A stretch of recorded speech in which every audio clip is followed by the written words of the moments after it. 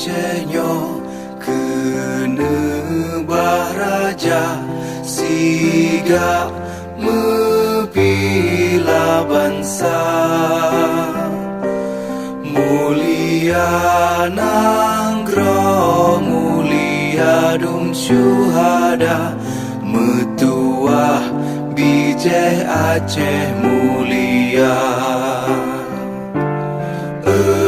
Ya Tuhanku,